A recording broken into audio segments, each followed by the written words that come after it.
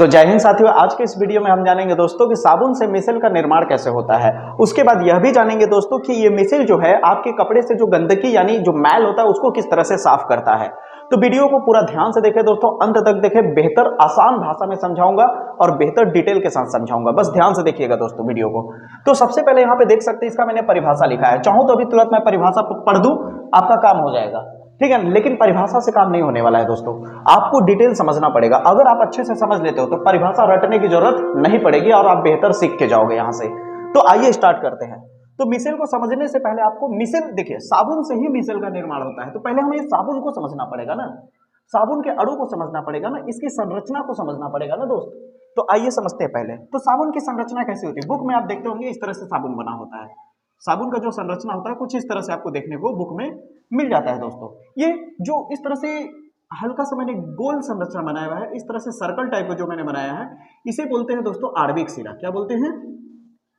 आणविक सिरा, जिसे अंग्रेजी वाले हाइड्रोफिलिक कहते हैं दोस्तों। क्या कहते हैं? हाइड्रोफिलिक कहते हैं। ऐसे सिरे को क्या कहते हैं? हाइड्रोफिलिक। ये जो होता है ना दोस्तों, वाटर यानी पानी, जल से प्यार करने वाला सिरा होता है। ये जल में होता है दोस्तों, ठीक है। जैसे मान लीजिए हमारे पास एक कंटेनर है, इस तरह से इसमें पानी है, ठीक ना। हमने इस तरह से साबुन को घोला, तो ये जो पानी, ये है पानी की सतह, तो यहाँ पानी की सतह पे कौन होगा? ए वाला सिरा होगा, आणविक सिरा। आणविक सिरा जिसपे आयन होता है, किसका आयन होता है दोस्तों? COO Na+, ठीक है दोस्तों, ये आयन होता है इस पे। अब आगे बढ़ते हैं। तो ये नीचे वाला सिरा क्या है?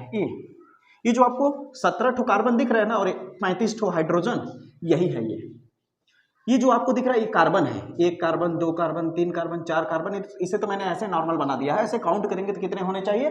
17 होने चाहिए दोस्तों। कितने? 17 कार्बन होंगे। और 17 कार्बन को जब हाइड्रोजन के साथ बैलेंस करोगे तो अपने आप 35 हाइड्रोजन आ जाएंगे, ठीक है। और बाकी ये वाला हिस्सा मैंने लिख ही दिया है यहाँ पे।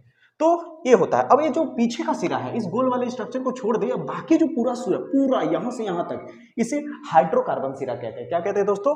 हाइड्रोकार्बन। इसे क्या कहते हैं बच्चा? हाइड्रोकार्बन। अगर मिसेल आपको अच्छे से समझना है दोस्तों तो बेसिक चीजें समझनी पड़ेगी, नहीं तो आपको रट के जाना पड़ेगा एग्जाम में।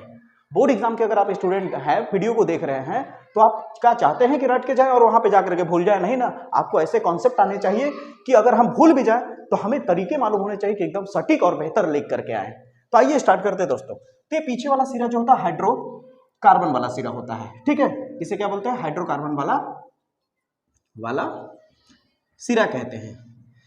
ये video Hindi medium English medium दोनों के लिए है दोस्तों, ठीक है, क्योंकि हर जगह मैं हिंदी और इंग्लिश दोनों बोलूंगा, ठीक है। तो ये जो होता है आणविक सिरा, जिसे हाइड्रोफिलिक कहते हैं, और हाइड्रोकार्बन वाला जो सिरा होता है इधर वाला पीछे का, ये जो पीछे वाला होता है इसे हाइड्रोकार्बन वाला सिरा कहते हैं, जिसे अंग्रेजी में हाइड्रोफोबिक कहते हैं। क्या कहते हैं दोस्तों? हाइड्रोफोबिक। हाइड्रोफोबिक का मतलब होता है ना जैसे डरना, एक तरह से जैसे पानी से नफरत करना। ये पीछे वाला जो सिरा होता है ये पानी से नफरत करने वाला सिरा होता है। अभी मैंने क्या बताया आप सोचिए। ऊपर वाला जो सिरा होता है इसे आणविक सिरा कहते हैं, इसको हाइड्रोकार्बन सिरा कहते हैं। हो गया, परिभाषा वाला काम हो चुका दोस्तों। आप परिभाषा वहां लिखना होता है अगर आ गया एग्जाम में, तो आप ज्यादा कुछ नहीं करना है, बस आपको यही बोलना है कि साबुन के अणुओं का, ये अणु है ना साबुन के, एक अणु है साबुन का, कितना? एक अणु। तो साबुन के अणुओं का जो आणविक सिरा होता है वो जल की ओर होता है। यही मैंने बोला ना, जल यानी पानी से प्यार करने वाला। ये क्या होता है? आणविक सिरा जल स्नेही होता है, जल स्नेही। स्नेही यानी प्यार करना। और ये जो हाइड्रोकार्बन वाला सिरा होता है वो जल विरोधी होता है दोस्तों। क्या होता है? जल विरोधी। अंग्रेजी मीडियम वाले इसे एक और नाम से जान सकते हैं, इसे पोलर साइड कह सकते हैं और इसे नॉन पोलर साइड कह सकते हैं, क्योंकि जिसपे चार्ज है, जिस तरह आपको प्लस माइनस दिख रहा है यहाँ पे, चार्ज जहां होगा वो पोलर साइड होगा, और जहां पे कोई चार्ज नहीं वो नॉन पोलर है, ठीक है दोस्तों। अब आपने क्या क्या सीख लिया, पहले एक बार और रिपीट कर देता हूं मैं, बहुत ही कम समय में बेहतर समझ में आएगा दोस्तों, बस वीडियो को पूरा देखें। तो ध्यान दीजिएगा, हमने अभी तक यहां तक सीख लिया कि हाँ, साबुन का अणु कैसा दिखता है, कुछ इस तरह दिखता है, ठीक है दोस्तों। साबुन का अणु कुछ इस तरह दिखता है, जिसका ये वाला सिरा जो होता है पानी से प्यार करने वाला सिरा होता है, और ये वाला जो होता है पानी से नफरत करने वाला सिरा होता है। अगर मैं कहूं कि मेरा पानी है, ये क्या है? पानी है, तो यहां पे जो साबुन के गुच्छे बनेंगे, जब आप साबुन को घोलोगे तो इसका मतलब ये वाला पानी के पास रहेगा, ये गोल वाला हिस्सा क्या होगा? पानी के पास रहेगा, और ये वाला जो हिस्सा है हाइड्रोकार्बन वाला वो पानी से बाहर रहेगा दोस्तों। ये हाइड्रोकार्बन वाला सिरा है। अभी मैं बताऊंगा ये मैल को कैसे बाहर निकालेगा, ठीक है, ध्यान से देखिएगा दोस्तों। तो फिर इसके बाद होता क्या है कि इस तरह से जो साबुन के कई सारे सिरे जो होंगे, इस तरह से साबुन के कई सारे अणु आपस में इस तरह से मिल करके संरचना बना लेते हैं। क्या बना लेते हैं? संरचना बना लेते हैं। देखिए यही लिखा है ना, साबुन के अणुओं का आणविक सिरा जल की तरफ, जल स्नेही यानी जल की ओर, जबकि हाइड्रोकार्बन वाला सिरा तैलीय मैल की ओर। तैलीय मैल क्या है? जो आपका मैल होता है, जो आपकी गंदगी होती है कपड़े में या शरीर में, वो ज्यादातर या तो आपके पसीने से या तेल से ही बनती है। ज्यादातर गंदगी आपको ऑयली ही होती है, समझ रहे हैं मेरी बातें। और जो तेलीय मैल होता है, वो जो ये डस्ट पार्टिकल्स होते हैं दोस्तों, जो डस्ट होते हैं आपके, तेलीय ऑयल जो होता है, वो जो तेलीय मैल होता है वो हाइड्रोकार्बन का ही होता है। किसका होता है?